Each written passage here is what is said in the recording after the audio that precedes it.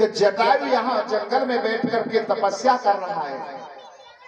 तो जटायु से कहा अरे भैया तुम भी चले जाओ, बधाई बट रही है। बोले हमें बधाई नहीं चाहिए कि ऐसी वैसी बधाई नहीं बट रही है। राजा दशरथ के यहाँ पर एक नहीं दो नहीं चार पुत्रों का जन्म हुआ है।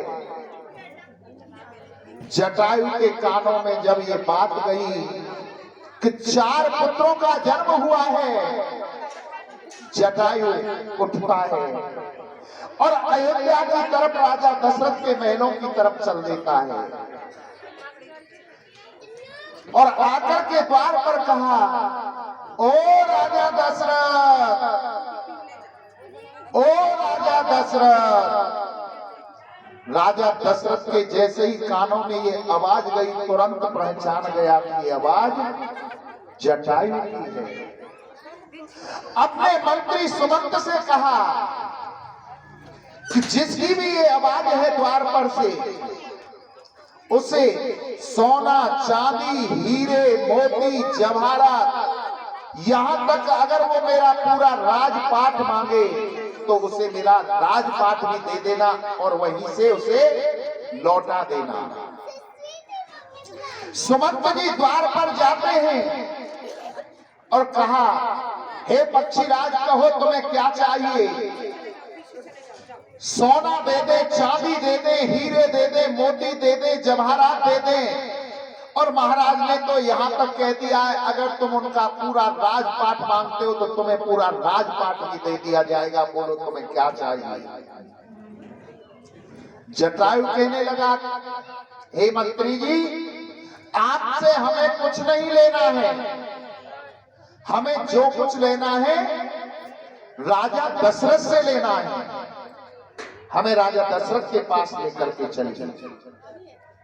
सुमंत जी दशरथ जी के पास जाते हैं। बोले महाराज वो तो हमसे कुछ ले ही नहीं रहा है, वो तो कह रहा है कि राजा दशरथ से लेना है, अंदर लेकर के आओ। गिद्धराज जटायु को अंदर प्रवेश किया महलों में। दशरथ जी ने कहा, कहो पक्षीराज क्या चाहिए? इतनी बात सुनी तो जटायु कहने लगा, ओहो राजन, जब तुमने मुझे ही नहीं पहचाना तो तुम्हें अपना वचन कहां से ज्ञात होगा? एक काम करो, कागज कलम दबात मंगा लीजिए, एक फावड़ा और परात मंगा लीजिए। बोले क्यों?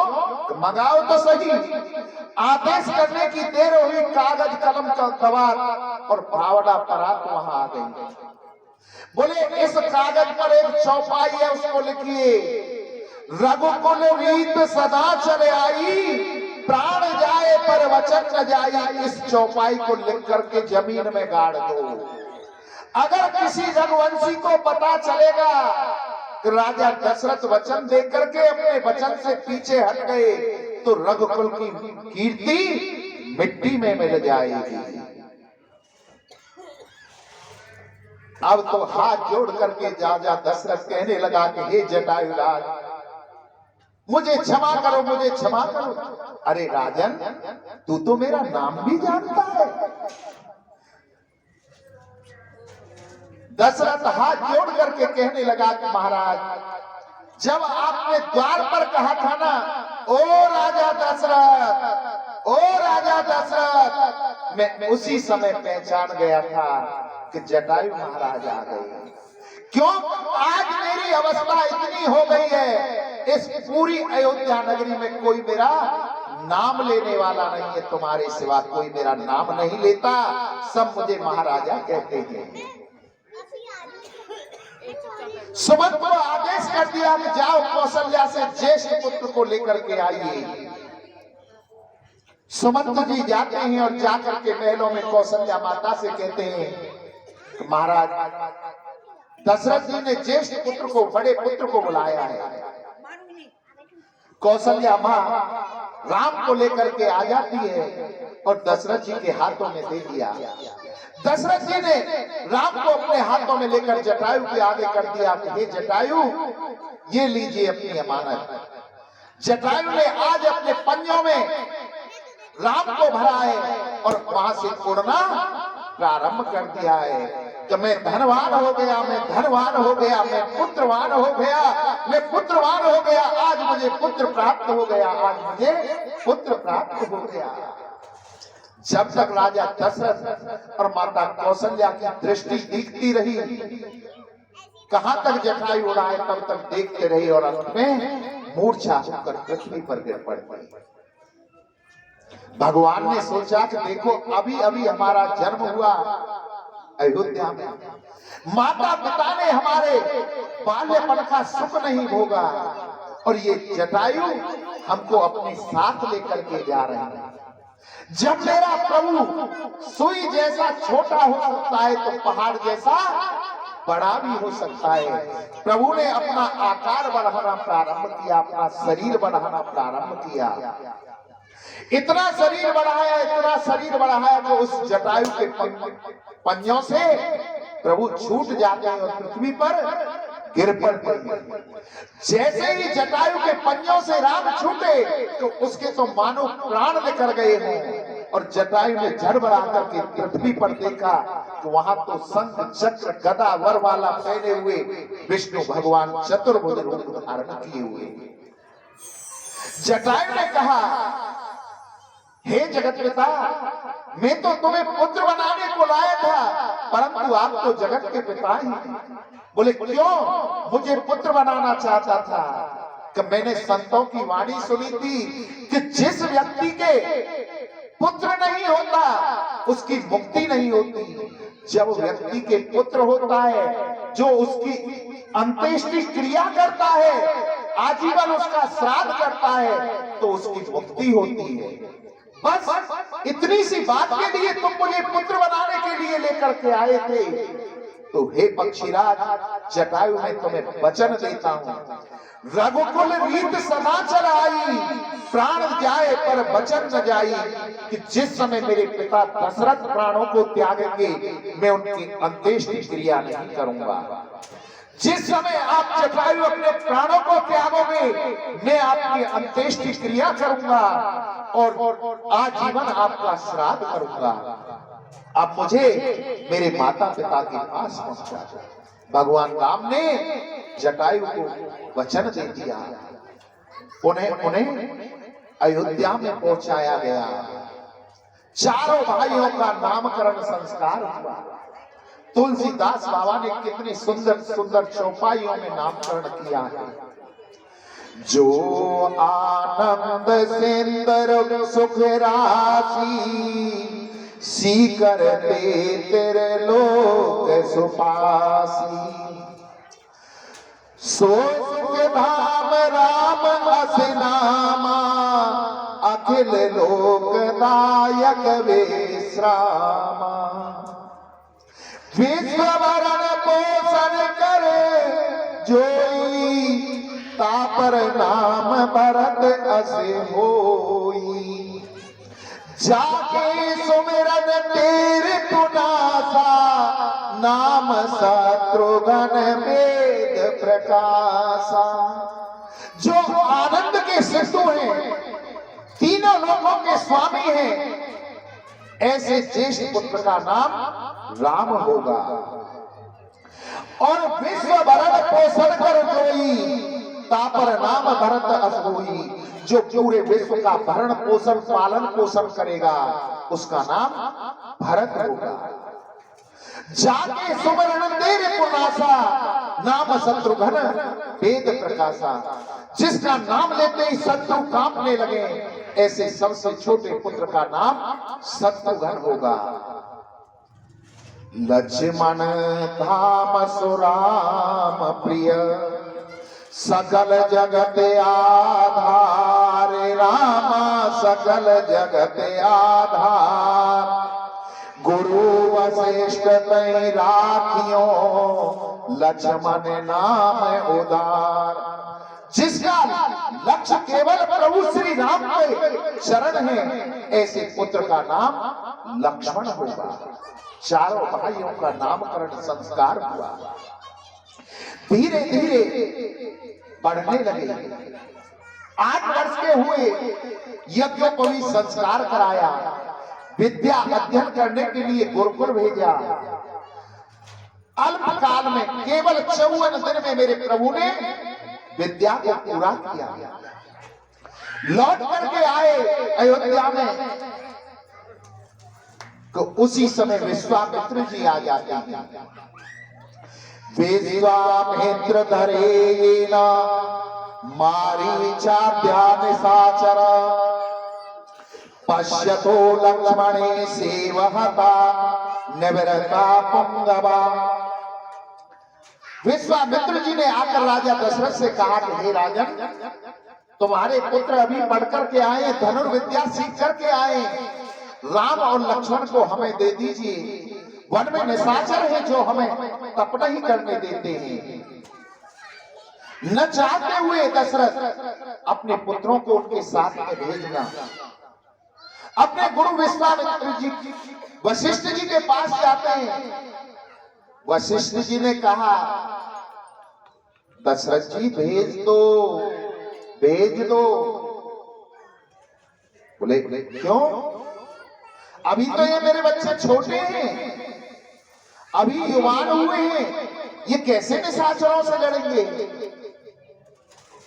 कि ये निशाचरों का वध करेंगे और वहां से जा रहे एक एक आएंगे, 2-2 ब्याह हो जाएगा इनका ब्याह। और जब ब्याह की बात सुनता है पिता पुत्र की, तो खुशी अपार होती है। अब तो विश्वामित्र जी के साथ में राम लक्ष्मण जी को भेज दिया। जाकर के राम ने सबसे पहले किसको मारा? ताड़का। उसके बाद में मारीच और सुबाहु नाम के 2 राक्षस आए। सुबाहु का उद्धार कर दिया और मारीच पर ऐसा बाण चलाया, ऐसा बाण चलाया, 7 योजन का सागर पारा, 100 योजन दूर सागर पार लंका में जाकर के गिरा। उनका यज्ञ पूर्ण कराया। गौतम की नारी अहिल्या का उद्धार किया। उधर जनक जी महाराज के यहाँ एक धनुष था जिसे कोई नहीं उठाता था, किसी पर उठता ही नहीं था। जब उनकी पुत्री जानकी जी युवा हो गई तो एक दिन घर में चौका लगा रही थी। जब उन्होंने चौका लगा रही थी तो उस धनुष को उठा लिया और वहां पर चौका लगाया और पूरे वहीं रख दिया। जनक जी महाराज ये देख रहे थे कि मेरी पुत्री ने इस धनुष को उठा लिया जिसे कोई नहीं उठा सकता था। अब मेरी पुत्री विवाह की योग्य हो गई है। जब मेरी पुत्री ने इसको उठाया है तो और भी इसको कोई न कोई उठाएगा, वही इसका पति होगा। देश देश के भूपों पर सूचना भिजवा दिया। विश्वामित्र जी के पास भी निमंत्रण भिजवा दिया कि हे गुरुवर, आप आकर के इस यज्ञ को सफल कराओ। देश देश के भूप सुनकर के जनक के वहां पर आए। धनुष यज्ञ रखा गया। बड़े बड़े बलशाली राजा वहां आए, परंतु किसी पर धनुष नहीं उठाए। जब किसी पर धनुष नहीं उठा, जनक जी महाराज देख करके नेत्रों में अश्रु बन गए और मन में सोचने लगे कि मैंने ये क्या प्रतिज्ञा कर ली? क्या मेरी बेटी कुंवारी रह जाएगी? क्या ये पृथ्वी वीरों से महीन हो गई है? कोई ऐसा क्षत्रिय नहीं बचा जो कि इस धनुष पर प्रतिज्ञा चढ़ा सके। उसी सभा में राम और लक्ष्मण बैठे हुए थे। लक्ष्मण जी से ये सहन नहीं हुआ। कहा, हे राजन, जनक अपनी लगाम जवान को लगाम दीजिए। जिस सभा के अंदर एक भी रघुवंशी बैठा हो, आपको ऐसे वचन शोभा नहीं देते। इस धनुष की तो क्या चले, अगर मेरे बड़े भैया मुझे आदेश करें तो मैं ऐसे सैकड़ों धनुषों को तोड़ दूंगा, इस सारी पृथ्वी को अपनी भुजाओं पर उठाकर उसे मचोड़ दूंगा। इस धनुष की तो बात ही क्या है। राम जी ने कहा कि हे लक्ष्मण, शांत शांत। विश्वामित्र जी की तरफ राम जी ने देखा तो विश्वामित्र जी ने कहा, हे राम उठो और राजा के मन में जो शंका है उसे दूर करो, धनुष पर प्रत्यंचा चढ़ाओ। गुरु की आज्ञा पाकर प्रभु श्री राम अपने सिंहासन से उठते हैं और जहां धनुष रखा था धीरे धीरे वहां ऐसे जाते हैं जैसे शेर चल रहा हो। और जितनी देर में पलक झपकते हैं मेरे प्रभु ने धनुष को उठाया और बीच में से तोड़ देते हैं। अब तो जैसे ही धनुष तोड़ा पूरी जनकपुरी में जय जयकार होने लगी। बोलो राघवेंद्र सरकार की। सबने अपनी पलकों को पकड़ लिया। माता जानकी जी माला लेकर के आ रही हैं कि वो पल हमसे निकल ना जाए जब जानकी मैया प्रभु को माल्या अर्पण करें और कहीं हमारे पलक झपक जाए, हम उस झांकी के दर्शन ना कर पाए। अब तो अपनी सहेलियों के साथ में सीता जी वरमाला लेकर के आ रही है और जहां राम जी खड़े थे वहां पर आ गई। एक तो जानकी जी वैसे छोटी थी, राम जी बड़े थे, और दूसरा राम जी ने कम से कम हाथ 1.5 हाथ का मुकुट पहन रखा। अब माल्या अर्पण करें तो करें कैसे, माला अर्पण करें कैसे। अब सखी कहने लगी, रघुवीर तनक झुक जाओ, हमारी जानकी जी आपको माल्यार्पण करना चाहती है। बोले हम रघुवीर हैं, हम झुकेंगे नहीं, हमने झुकना तो सीखा ही नहीं है। सखी कहने लगी, यहाँ अच्छे अच्छे चर्च जाए, तुम्हारी तो बात ही क्या है। तो सखी कहने लगी किस भाव से, तनक झुके जइयों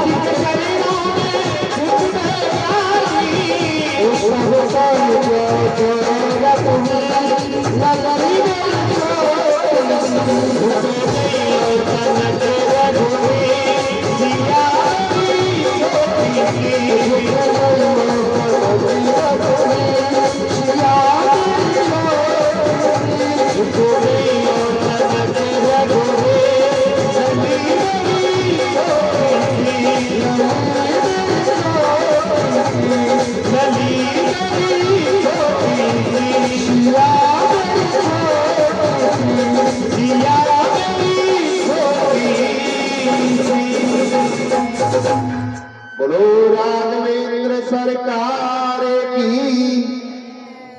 जय जय श्री राधे।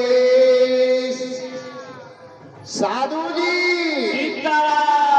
सीताराम, प्रेम से बोलो राधे श्याम। राधे श्याम। सखियां कह रही है, हे रघुवीर तनक झुक जाओ। बोले हम रघुवंशी हैं, हमने झुकना तो सीखा ही नहीं है। बोले यहाँ अच्छे अच्छे झुक जाते हैं। बोले हम नहीं झुकेंगे। सखियों ने सिपाहियों की तरफ देखा कि सिपाही झुका दें, तो सिपाहियों में कहां ताकत थी कि जो भगवान राम को झुका सके। सिपाही दूर से ही कहने लगे हमारे बस की बात नहीं है। बोले तो फिर क्या करें? बोले गुरु जी से सिफारिश लगाओ, विश्वामित्र जी से। गुरु जी की बात नहीं टालेंगे। अब तो सिपाही दौड़े दौड़े गए और जाकर के कहने लगे गुरुवर आप ही रघुवीर से झुकने को कह दो ना, आपकी बात नहीं टालेंगे। बोले हम नहीं कह सकते, हमारा काम था केवल धनुष को तोड़वाने का। धनुष हमने तोड़वा दिया। जयमाला का काम है किसका? लेडीज डिपार्टमेंट का। लेडीज डिपार्टमेंट अपने आप देखेगा, अपने आप झुकाओ। हमारा काम था धनुष तोड़वाना, धनुष हमने टुटवा दिया। सिपाही लौट करके आ गए। बोले गुरुजी कुछ नहीं कर रहे। सखियों ने कहा था अच्छा चलो गुरुजी नहीं कर रहे, एक काम करो जनक जी महाराज से कहो। अगर जनक जी महाराज कहेंगे तो राम जी झुक जाएंगे और जानकी जी माल्यार्पण कर देंगी। अब तो सैनिक दौड़े दौड़े जनक जी के पास में गए और जाकर कहने लगे कि महाराज आप ही कह दो राम जी झुक जाए। जनक जी कहने लगे ये धर्म के विरुद्ध है। मैं अपने द्वार पर जमाई को बुला करके झुकने के लिए नहीं कह सकता। वहां से भी हताश होकर के आ गए।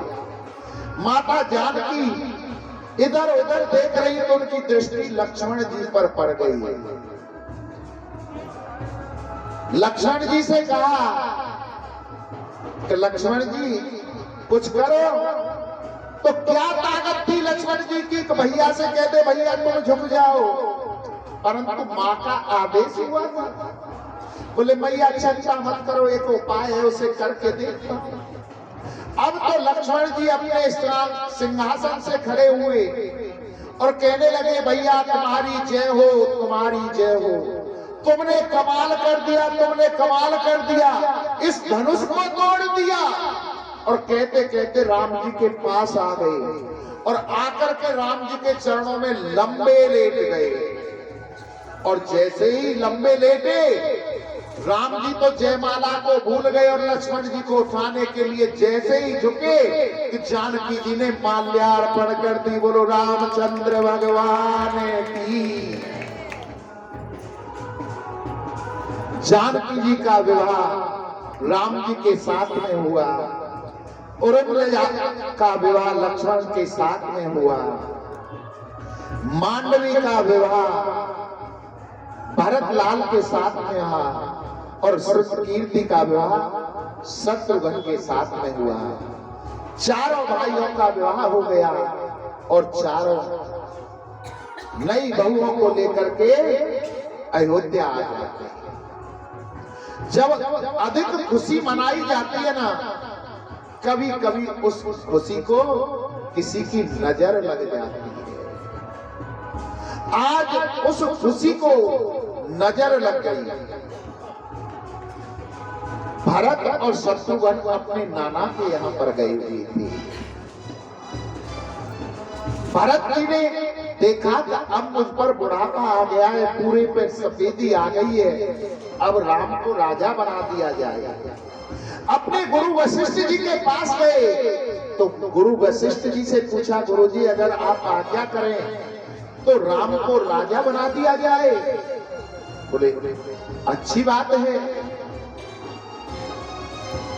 मंत्रा की बुद्धि को बिगाड़ दिया। मंत्रा के रूप में कलंक प्रवेश कर जाता है और मंत्रा केकई के पास जाती है और केकई से कहती है, महारानी महारानी आपको बचाए भरत के पीछे क्या राज में हो रहा है? बोले क्या हो रहा है? कि राम को राजा बनाया जा रहा है। एक बात बतलाओ, जितना प्रेम केकई राम जी से करती थी उतना भरत से नहीं करती थी। बोले कौन सी बड़ी बात है, मेरा राम ही तो राजा बन रहा है, बनने दीजिए। परंतु मंत्रा ने ऐसी बुद्धि बिगाड़ी कि महारानी कहां खो रही हो? आज तो राम तुम्हारी कर रहा है, जिस दिन राजा बन जाएगा ना, नौकरानी से बड़ा व्यवहार तुम्हारे साथ में करेगा। मंत्रा ने केकई की बुद्धि को बिगाड़ दिया। केकई ने मंत्रा की बातों में आकर सुंदर वस्त्रों का परित्याग किया, आभूषणों का परित्याग किया और कोप भवन में चली गई। राजा दशरथ को जब इस बात का पता चला, राजा दशरथ केकई के पास में गए और कहने लगे, महारानी क्या बात है, आपने सुंदर वस्त्रों को क्यों परित्याग कर दिया, आभूषणों को क्यों त्याग दिया? बोले महाराज हमारे आपसे 2 वचन हैं, हमें 2 वचन चाहिए। बोले ले लीजिए, दोनों वचनों को तुम्हें देते हैं। बोले पहले वचन में तो मुझे भरत को राजा बनाना है। बोले ठीक है। दूसरे वचन में राम को 14 वर्ष के लिए वनवास जाना होगा। जैसे ही दशरथ जी ने सुना कि राम को 14 वर्ष के लिए वनवास जाना होगा, उनके पैरों के नीचे से पृथ्वी निकल गई। धड़ाम से पृथ्वी पर मूर्छित होकर के गिर पड़े कि देवी तुमने ये क्या मांग लिया? अगर तुम मेरे प्राण मांगती तो मैं हंसते हंसते तुम्हें अपने प्राण दे देता, परंतु अपने राम को मैं वन में नहीं भेज सकता। राम को जब इस बात का पता चला, राम जी वहां आते हैं।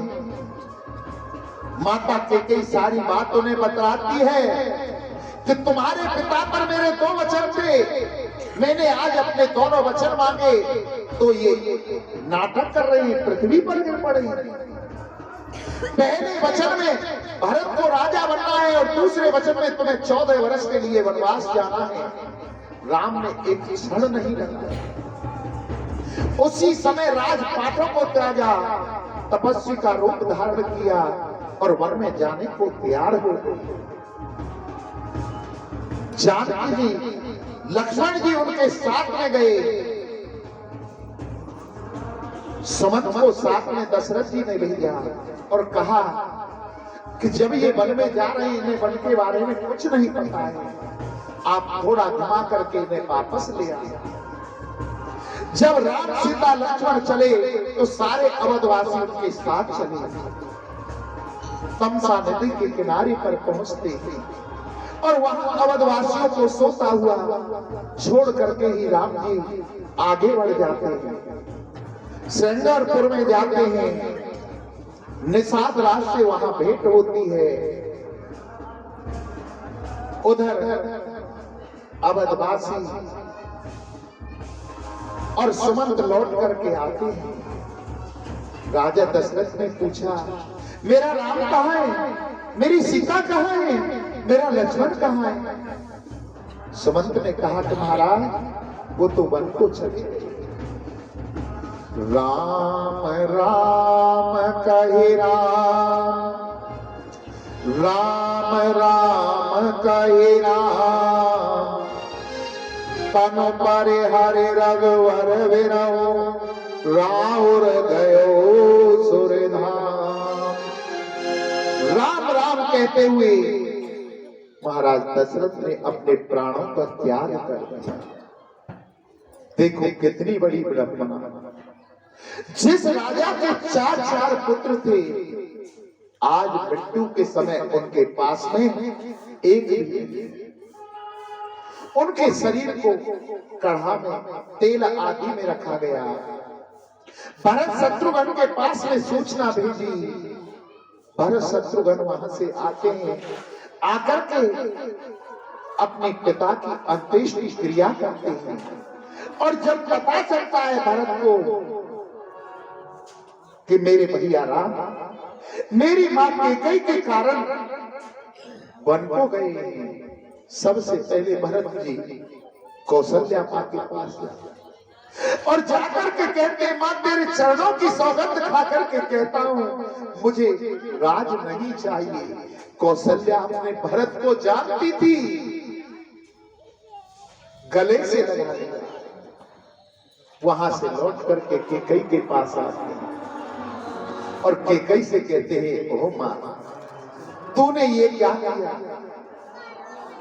हो अटीली तूने क्या ठाने मन में, राम सिया तूने भेज दिए वन में।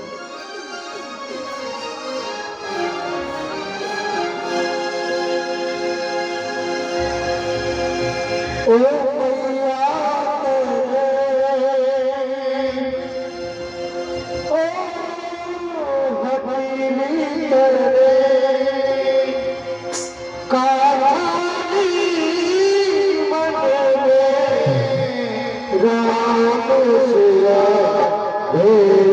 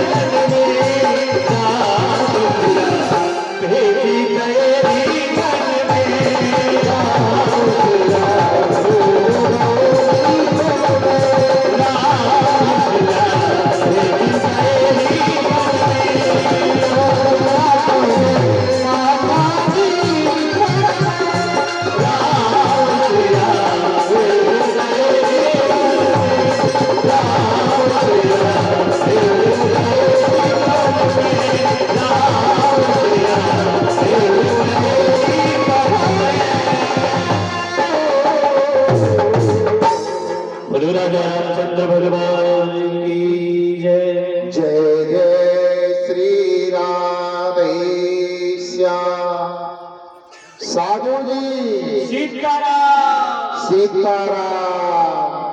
प्रेम से बोलो राधे श्याम। राधे श्याम। आज भरत ने माता की कई को बड़ा उल्टा सोचा। उसके बाद भरत जी राम जी को लौटाने के लिए जाते हैं और जाकर के कहते हैं भैया आप लौट करके चलो, आप लौट करके चलो। जिस गद्दी पर आपका अधिकार है मैं उस पर नहीं बैठ सकता हूं, आप लौट करके चलो। राम कहते हैं हे भरत, जिस वचन के कारण हमारे पिता की मृत्यु हो गई, हमारा कर्तव्य बनता है कि उनके वचनों का हम पालन करें। जब तक मैं लौट कर नहीं आता हूं तब तक उस राजपाट को आप संभालिए। बोले प्रभु मैं तो आपके चरणों का दास हूं, मैं कैसे उस गद्दी पर बैठ सकता हूं? आप अपनी पादुका मुझे चरण पादुका दे दो, इनको वहां पर विराजमान कर दूंगा, इनकी सेवा करता रहूंगा, इनका दास बन करके मैं सेवा करूंगा। आज भरत जी राम जी की चरण पादुकाओं को अपने शीश पर रख करके लाते हैं, राजगद्दी पर आसीन कर देते हैं और नंदीग्राम में नीचे सोते हैं। उससे आगे मेरे प्रभु पढ़ते हैं, पंचवटी पर पहुंच जाते हैं, पर्णकुटी बना करके रहने लगे तो वहां मौसी जी आ गए। ये मौसी कौन है? सुपर्णखा। रावण की दो माताएं थी, एक माता का एक पुत्र था जो कुबेर के नाम से विख्यात था, कुबेर जी का, और दूसरी माता से 3 पुत्र और 1 पुत्री हुई। रावण, कुंभकर्ण, विभीषण और सुपर्णखा। सुपर्णखा का विवाह विद्युबा नाम के राक्षस से हुआ, परंतु कोई कारण ऐसे बने कि रावण ने अपने बहनोई को मार दिया था। अब वो सुपर्णखा आ गई, उसने राम लक्ष्मण को देखा, भेष बदल करके राम जी के पास गई। बोले तुम हमसे शादी कर लो, तुम समन पुरुष मोसम नारी, यह संयोग विधि रचो विचारी। तुम्हारे समान कोई पुरुष नहीं है और मेरे समान कोई स्त्री नहीं है, ये संयोग तो विधाता ने लिखा है। विधाता ब्रह्मा जी ब्रह्मलोक से देख रहे कि ये कैसी झूठी, मुझे ही झूठा कर रही है। पूरी पुस्तक को पलट करके देखा, विधाता ने तो कहीं भी सुपर्णखा और राम का विवाह नहीं लिखा। राम जी कहने लगे देखो हम आपसे शादी नहीं कर सकते, क्यों? हमारे पास में जो बैठी है ना, ये हमारी धर्म पत्नी सीता है। आप एक काम करो, देखो कोने में काम कर रहे हैं ना लक्ष्मण जी, उनके पास चले जाओ। अब तो सुपर्णखा लक्ष्मण जी के पास गई और लक्ष्मण जी नीचे को नार करके काम में लगे हुए थे। जाकर के सुपर्णखा कहने लगी ए जी, लक्ष्मण जी को दिमाग खराब कि यहाँ ए जी वाली कौन आ गई? ओ जी सुनो जी। लक्ष्मण जी ने दृष्टि उठा करके देखी कि ये ओजी वाली कौन आ गई। बोले देखो वो काले काले सामने से जो बैठे हैं ना वहां, वो हमसे शादी करना चाहते हैं, परंतु ब्लैक मैन हमें पसंद नहीं है, हमें तो व्हाइट मैन से शादी करनी है। आप हमसे शादी कर लो। लक्ष्मण जी समझ गए कि भैया ने ये बला मेरे ऊपर टाल दी है। बोले हम तो शादी कर लेंगे, परंतु वो पता कौन है? वो अयोध्या के राजा हैं और हम उनकी प्रजा। अगर हमसे शादी करोगी तो बासन मांजने पड़ेंगे, झाड़ू लगानी पड़ेगी, चौका लगाना पड़ेगा, सर्वेंट को काम करना पड़ेगा। बोले वो महाराजा है, उनसे ही शादी कर लो। हमारे पिताजी की 3 रानियां थी, उनकी 2 है जाएंगी तो कौन सा फर्क पड़ेगा। अब तो लौट करके सूर्पणखा राम के पास में आई और देखने लगी कि सीता जी जब तक इनके पास है ये शादी नहीं करेंगे। अब तो उसने विकराल रूप धारण किया और सीता जी पर झपटने को ही लक्ष्मण जी ने आकर के सूर्पणखा के नाक कान काट लिए, नकटी बना दिया सूर्पणखा को। खरदूषण के पास में गई, खरदूषण आए उसका उद्धार कर दिया। उसके बाद में सूर्पणखा रावण के पास जाती है। रावण मामा मारीच को लेकर के आता है, भेष बदल करके मृग का रूप धारण किया।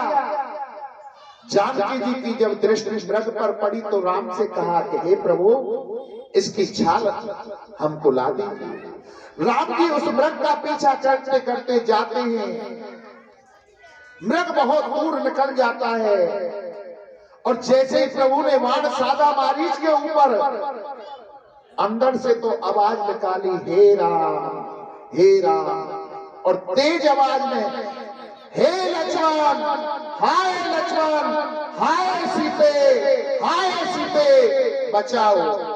ये आवाज जब सीता जी के कानों में आई तो सीता जी ने लक्ष्मण से कहा कि हे लक्ष्मण तुम्हारे भैया के जीवन पर संकट आ गया है, जाओ तुम जल्दी उनकी रक्षा करो। लक्ष्मण जी कहने लगे कि भाभी माँ भैया के जीवन पर संकट नहीं आ सकता है, मैं नहीं तुम्हें छोड़ करके जाऊंगा। जब सीता जी ने बार बार कहा, लक्ष्मण जी ने वहां रेखा खींची और बोले कि भैया इस रेखा से बाहर मत निकलना। लक्ष्मण जी चले गए। पीछे से रावण वेश बदल करके आता और कहता है भिक्षाम देहि भिक्षाम देहि। जानकी जी ने देखा कि मेरे द्वार पर कोई भिक्षुक आया है, एक फल टोकरी में रखे और रावण को देने के लिए आती है। अंदर से ही फल देने चाहे तो रावण ने कहा हम बदी हुई भिक्षा नहीं लेंगे, अगर देना है तो बाहर आकर के दीजिए, नहीं तो हम जा रहे हैं। माता जानकी ने सोचा कि एक संत मेरे द्वार से अगर भिक्षा के चला जाए, ऐसा नहीं हो सकता। माता जानकी बाहर आती है लक्ष्मण रेखा से, रावण ने पांव पकड़ करके रथ में बिठा लिया। जानकी जी विलाप करने लगी बचाओ बचाओ। आवाज जटायु के कानों में गई। जटायु युद्ध करने के लिए आ जाता है, रावण उसके पंखों को काट देता है। उधर लक्ष्मण जी राम जी के पास में पहुंचते हैं तो वो मृग राक्षस बन जाता है और लक्ष्मण जी को वहां देख करके राम ने कहा कि हमारे साथ छल हो गया। लक्ष्मण तू सीता को छोड़ करके आ गया है। आकर के पंचवटी पर देखते हैं तो जानकी को देख पाए। वहां से चलते हैं और पशु पक्षी पेड़ आदि से पूछते हैं हे खग हे मृग मधुकर श्रेणी तुमने देखी सीता प्रगने। हे पशुओं हे पक्षियों क्या तुमने हमारी सीता को देखा है? तुमने हमारी सीता को देखा? आगे बढ़ते जटायु मिलता है। जटायु को प्रभु अपनी गोद में उठा लेते हैं। जटायु बताता है कि रावण सीता को ले गया है लंका। आज जटायु की अंत्येष्टि क्रिया की और वहां से आगे बढ़ते हैं। कामदेव पर्वत पर पहुंचते हैं। कामादेव पर्वत पर वहां हनुमान जी से भेंट होती है। हनुमान जी ने आज जब पहली बार प्रभु राम के दर्शन किए, ये तो मेरे प्रभु श्री राम हैं, तो झूम झूम करके नाचने लगे हैं हनुमान जी। झूम झूम नाच देखो वीर हनुमाना। ये इतने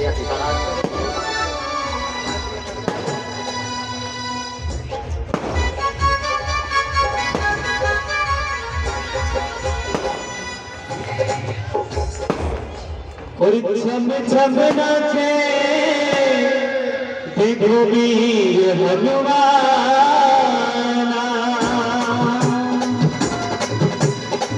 कहते ही देवी से कहते ही देवी से नाम का दीवाना जमे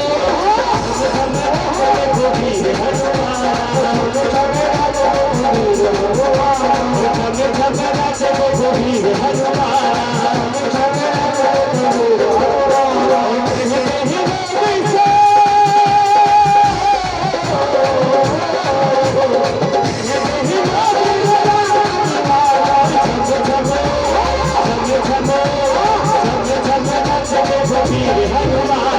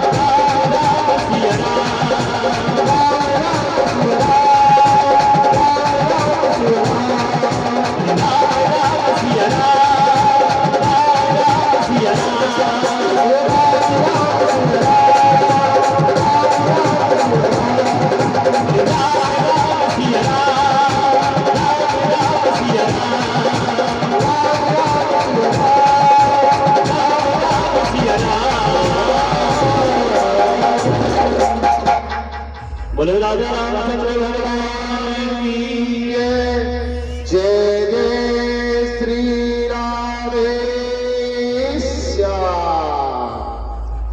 साधु जी सीताराम सीताराम, प्रेम से बोलो राधे श्याम। राधे श्याम। आज हनुमान जी ने राम के दर्शन किए, राम लक्ष्मण को सुग्रीव के पास में ले गए, बाली का वध किया। उसके बाद में हनुमान जी दक्षिण दिशा में सेना लेकर के जानकी जी के खोज में जाते हैं, लंका में पहुंच जाते हैं, विभीषण से मिलते हैं। विभीषण ने बताया कि जानकी जी अशोक वाटिका में है।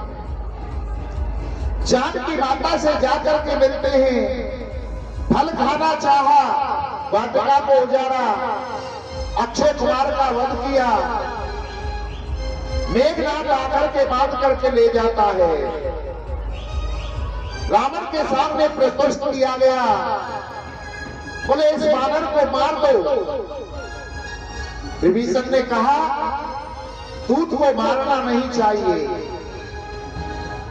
बोले वानर को पूंछ बड़ी प्यारी होती है। अगर देखा जाए तो रामायण में दो की लड़ाई है, या तो रावण की मूंछ की या बंदर की पूंछ। ये पूंछ कौन थी? ये पूंछ थी पार्वती। भगवान शंकर जब पार्वती से कहने लगे कि हे पार्वती, हमारे प्रभु राम का जन्म हो रहा है, तो हम तो बंदरा बनेंगे, बंदरा। तो पार्वती कहने लगे तुम बंदरा बनोगे तो हम तुम्हारी बंदरी बनेंगे। बोले नहीं, हम ब्रह्मचारी रहेंगे। बोले तो हम तो साथ आपका छोड़ेंगे नहीं। आप बानर बनोगे, बंदरा बनोगे तो हम आपकी पूंछ बनेंगे। ये पार्वती पूंछ क्यों बनी? कि पार्वती ने जब सोने का महल अपने लिए बनवाया था और पंडिताई करने के लिए किसे बुलाया था? रावण को। रावण ने जब पूजा पाठ कर ली और भोले बाबा ने पूछी कि दक्षिणा में क्या चाहिए? बोले दक्षिणा में या महल ही है, दे दो। महल दे दिया। उस टाइम तो पार्वती कुछ बोली नहीं थी, परंतु मन में ठान लिया था कि तेरी इस लंका को मैं ही जलाऊंगी। तो वो ही पार्वती पूंछ बन करके आई थी हनुमान जी की।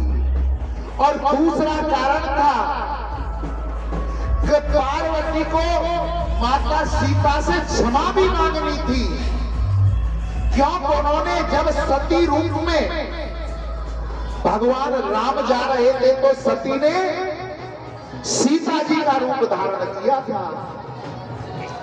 और सीता जी से क्षमा मांगने के लिए उन्हें कहां प्रवेश करना था? अग्नि में। सीता का वास कहां था? अग्नि में। इसलिए पूंछ बन करके आई पार्वती। लंका में जब उनकी पूंछ में आग लगाया तो हनुमान जी देख रहे किस घर पे किस्त आ रही है, उसकी लौटानी है किस्त। जा को जो सामान आ रहा है उसकी कर्ज समेत लौटानी है, ब्याज के सहित। जिस घर से तेल कपड़ा आयो उस घर को हनुमान जी ने जलाया था। किसके घर से नहीं आया? विभीषण के घर से। केवल विभीषण का घर छोड़ा था, बाकी उलट पलट लंका सब जारी। उलट पुलट के सारी लंका जला दी थी हनुमान जी महाराज ने। चूड़ामणि लेकर के आए, भगवान राम को दिखाई। भगवान राम नल नील को साथ लेकर के समुद्र के किनारे पहुंचते हैं, समुद्र पर पुल बनाते हैं, लंका पहुंच जाते हैं। राम रावण का युद्ध होता है, अंत में रावण का मेरे प्रभु वध कर देते हैं और जानकी जी को साथ लेकर के अयोध्या आ जाते हैं। वैसे तो रामायण 9 दिन में पूरी नहीं होती और हमें तो मात्र 2-3 घंटे मिले हैं, क्योंकि अभी कृष्ण जन्म भी कराना है, इसलिए संक्षिप्त में लास्ट में कथा करनी पड़ी है। क्या करें, मजबूरी है। और यहाँ एक प्रसंग भी याद आ गया। हमारा एक चेला था, क्या नाम था चेला का? चंगीलाल। हमारा चेला था चंगीलाल। कहाँ का? सतना का। सतना का चेला चंगीलाल बहुत गाथा था।